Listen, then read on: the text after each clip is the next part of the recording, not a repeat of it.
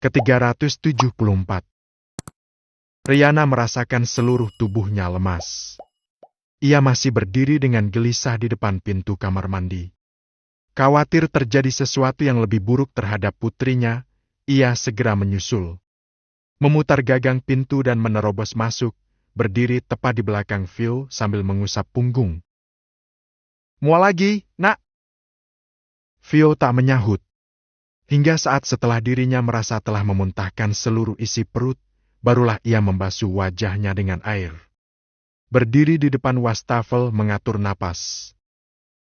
"Lemas, Bunda," keluhnya lirih. Tangan Riana mengulur mengusap wajah pucat serta merapikan helai rambut yang menjuntai di sekitar wajah. Ia selip ke belakang telinga. Memandang cemas terhadap putrinya.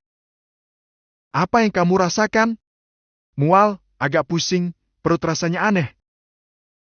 Menarik selembar tisu, Riana mengusap wajah anak gadisnya.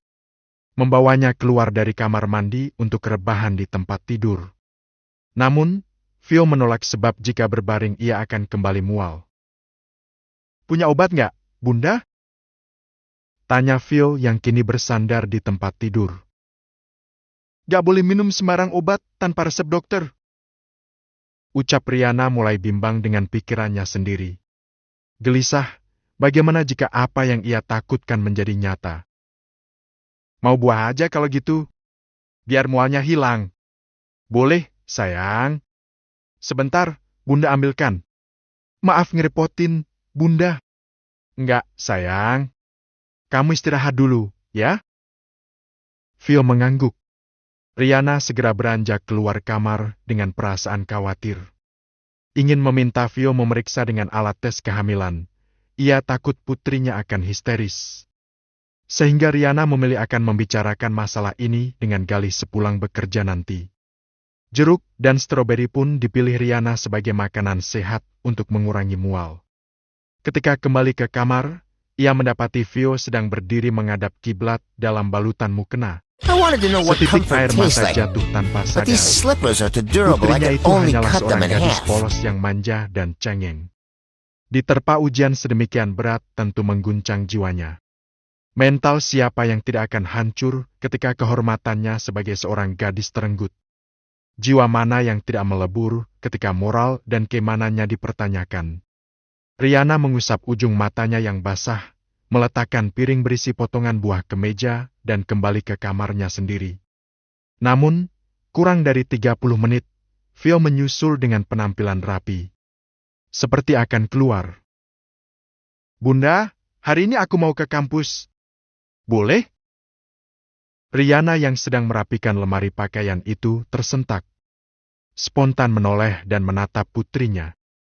Wajah itu tampak sedikit lebih segar dibanding sebelumnya. "Tapi kamu kan lagi sakit, nak." "Gak lagi, Bunda. Habis salat dan makan buah rasanya lebih enak. Tapi, nak, aku pikir gak baik kalau aku begini terus. Aku mau melanjutkan hidupku walaupun aku gak utuh lagi, Bunda. Ayah benar, aku gak boleh begini terus." "Yakin kamu gak mual dan pusing lagi? Takut di kampus nanti kumat." "Insya Allah enggak." Untuk pertama kali sejak kejadian itu Phil tersenyum, meski senyum itu tetap tak mampu menutupi luka menganga dalam hatinya. Riana mendekat dan memeluk putrinya. Ia akan mendukung, sebab selama sebulan ini Phil tidak pernah keluar rumah dan hanya mengurung diri di kamar. Meratapi takdir. Seorang sopir pun ditugaskan untuk mengantar Phil. Mulanya Riana ingin ikut mengantar putrinya, namun Phil menolak dan meminta sang bunda beristirahat di rumah. "Saya tunggu di sini ya, Neng.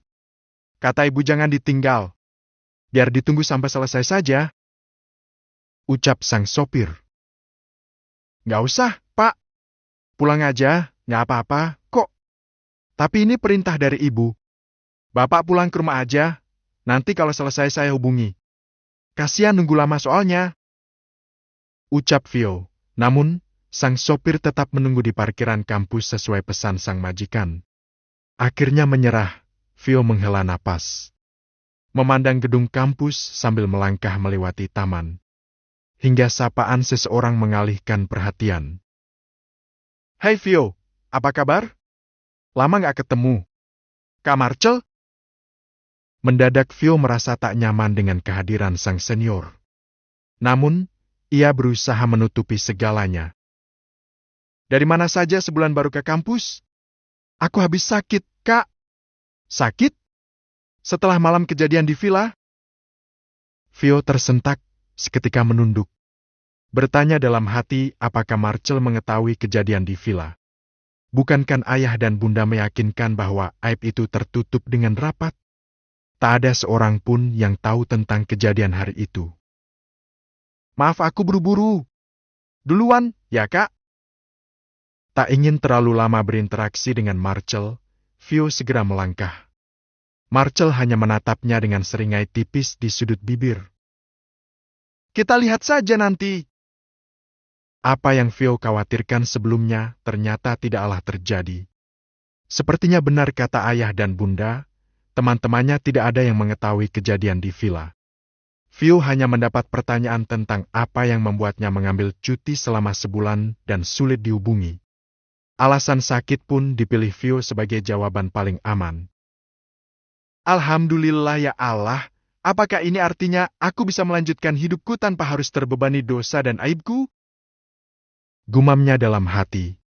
Ada harapan besar di depan sana. Meski noda hitam itu mungkin akan melekat dalam diri seumur hidup. Ia telah berserah. "Ayo cepat, hari ini ada seminar di aula." Ajak Windy. "Seminar apa?" Vio menatap gadis itu. "Seminar tentang pembinaan keluarga. Akan ada sex education juga dengan tema menjaga diri dari pergaulan bebas." Vio terdiam, lalu menatap Windy. "Aku tidak usah ikut, ya? Aku di sini saja." "Ayolah, Vio. Seminarnya juga nggak lama." Ia menarik Vio agar berdiri. Menggandeng tangannya meninggalkan kelas. Setibanya di aula, pandangan Vio berkeliling ke setiap sudut, melihat puluhan orang yang memadati ruangan. Hingga matanya tertuju kepada sosok lelaki yang berdiri di dekat barisan kursi paling depan. Entah mengapa jantung malah berdebar. Menumbuhkan bias kehangatan yang entah berasal dari mana. Bahkan ia kesulitan mengalihkan matanya dari wajah itu. Senyumnya yang menawan saat menyambut beberapa pemateri, sikapnya yang santun ketika berbicara dengan lawan jenis, menolak bersentuhan dan malah mengatupkan tangan di depan dada.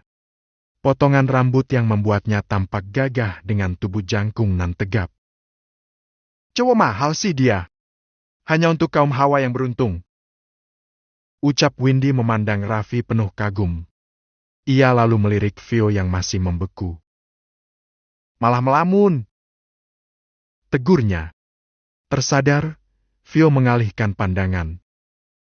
"Aku mau duduk di belakang Kak Raffi, biar bisa deketan." Windy akan melangkah, namun Vio menarik tangannya. "Duduk di ujung saja, ya? Kejauhan, Vio. Di tengah, deh." Windy menunjuk sebuah kursi yang berjarak tak begitu jauh dari Raffi. Terpaksa Vio mengikuti. Reaksi serupa terjadi kepada Raffi. Melihat Vio berjalan di sebelah membuatnya terkejut. Dan, waktu seakan terhenti ketika dua mata itu saling mengunci. Selama beberapa detik keduanya diam, terhanyut oleh kerinduan yang tersembunyi dan tertahan di hati. Vio langsung membuang pandangan ketika merasakan hatinya bak diremas, matanya berkaca-kaca. Berusaha menepis kenangan kelam di antara mereka, detik di mana lelaki bernama Raffi Yudhistira memberi jejak sentuhan pada tubuhnya. Sementara Raffi menunduk dan menggeser tubuhnya dan memberi jalan kepada wanita muda itu. "Misi, Kak," ucap Windy, menggandeng Vio. Raffi hanya menyahut dengan anggukan kepala. Acara pun dimulai. Raffi duduk di barisan paling depan, sementara Vio di barisan kursi tengah bersama beberapa teman perempuannya. "Ya ampun, belum usaha sudah ditikung duluan," gerutu Windy dengan alis dan bibir berkerut. "Kenapa, Win? Lihat di sana." Sudah beberapa minggu ini Kak Dinda deketin Kak Raffi. Kemanapun Kak Raffi pasti dipepet. Dalam sekejap bisikan Windy seolah mengalirkan hawa panas dari dalam diri Phil. Tanpa sadar kepalanya menoleh saat melihat seorang gadis cantik yang merupakan kakak senior duduk tepat di sebelah Raffi. Gadis itu menunjukkan gestur berbeda. Caranya memandang, berbicara dan menatap Raffi. Meskipun jelas bahwa Raffi berusaha menghindar dari wanita itu dengan menggeser posisi duduknya. Memangnya laki-laki mana yang gak suka sama Kak Dinda? Dia cantik dan berprestasi. Mereka serasi. Ujar Windy lagi. Itu kan urusan mereka, Win. Balas Phil acuh tak acuh. Namun, hati dan mata tak mampu berbohong. Seperti ada magnet yang terus menariknya untuk melihat wajah lelaki yang sebenarnya sedang ia benci itu. Jemari saling meremas, kepingan perasaan aneh menyusup semakin dalam. Seolah ada desakan dalam diri untuk memisahkan mereka. Aneh memang, ia benci dan kecewa dengan perbuatan Raffi kepadanya di villa. Tetapi jika mengingat alasan konyol yang membuatnya datang ke kampus, ia benar-benar kesal. Bahkan ia sendiri bingung ada apa dengannya. Dalam sekejap Vio merasakan sensasi aneh pada perut. Ingin menjerit dan menangis, tetapi ditahannya. Ia bahkan merasakan mual yang tak tertahan. Aku duluan, ya. Badanku gak enak. Vio berdiri meninggalkan tempat duduknya. Apa kamu sakit? Wajah kamu pucat, Vio. Ujar Windy ikut berdiri. Vio mengusap lelehan keringat yang mengembun di dahi. Aku cuma mau istirahat di kelas. Aku temani. Tak ingin terjadi sesuatu kepada temannya, Windy segera berdiri. Menggandeng Vio keluar melalui pintu samping. Ketika akan melintas, Vio masih sempat melempar pandangan ke arah Raffi dengan menahan genangan air mata. Interaksi antara Raffi dan wanita bernama Dinda itu berhasil membuat Vio merasa sesak. Dalam hitungan detik sekeliling terasa memburam dalam pandangannya. Disusul dengan kepala yang terasa semakin berdenyut. Vio ambruk, ia tak sadarkan diri lagi. Vio, kamu kenapa? Jerit Windy, mengalihkan perhatian semua orang yang ada di gedung. Termasuk Raffi. Melihat Vio terbaring di lantai membuat Raffi langsung berlari, meraih tubuh lemah itu dan membaringkan di pangkuannya. Memeluk erat. Vio, kenapa? Tanpa sadar Raffi nyaris membentak. Aku nggak tahu, Kak. Dia bilang pusing dan tiba-tiba pingsan. Ya Allah, Vio. Bangun, Vio. Pekik Raffi sambil menepuk pipi wanita itu. Akan tetapi, tak ada respon apapun dari Vio. Apa nggak sebaiknya kita bawa ke rumah sakit, Kak? Takut ada apa-apa. Vio bau sembuh dari sakit. Panik, Raffi segera mengangkat tubuh itu keluar aula. Tak peduli meski perhatian semua orang tertuju pada mereka. Ia berjalan cepat membawa Vio menuju mobilnya. Biar aku saja yang bawa ke rumah sakit. Kamu bisa masuk ke aula lagi. Gerakan Raffi yang cepat membuat Windy tak memiliki waktu untuk merespon. Ia hanya menatap mobil yang melaju menjauh meninggalkan parkiran kampus. Sepanjang perjalanan Raffi sesekali memandang wajah di sebelahnya. Menyentuh ubun-ubun dan memanggil namanya berulang-ulang. Beruntung rumah sakit tidak begitu jauh dari gedung kampus. Hanya membutuhkan 5 menit untuk tiba. Tanpa kesulitan berarti, ia mengangkat tubuh Vio menuju ruang IGD. Beberapa petugas tampak menyambut. Kenapa ini? Tanya seorang wanita berjas putih. Pingsan tiba-tiba, Dok. Tolong! Pekik Raffi panik. Tolong baringkan di dalam. Sang dokter menunjuk keranjang pasien. Raffi mengikuti arahan sang dokter. Bisa tunggu sebentar di luar? Raffi mendesah frustrasi. Tak ingin meninggalkan Vio seorang diri. Namun, tak ingin mengganggu konsentrasi dokter, ia akhirnya memilih keluar. Berjalan mondar-mandir di depan ruang IGD. Setelah beberapa saat, ia baru teringat untuk segera menghubungi Galih dan Joe. "Assalamualaikum. Ayah di mana?" tanyanya mendesak. "Di kantor." "Kenapa?" balas Galih. "Vio pingsan di kampus. Aku di rumah sakit Pelita sekarang. Ya Allah, pingsan kenapa?" Suara Galih terdengar lebih panik lagi. "Aku nggak tahu, dia masih diperiksa dokter." Tanpa permisi Galih memutus panggilan. Raffi terduduk lesu sambil menatap ruangan berpintu kaca di hadapannya. Berharap Vio dalam keadaan baik. Berulang-ulang ia melihat ke arah arloji yang melingkar di pergelangan tangan.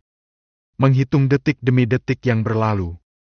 Hingga pintu ruangan itu terbuka dan memunculkan sosok seorang dokter wanita. Raffi langsung berdiri. "Bagaimana, dokter?"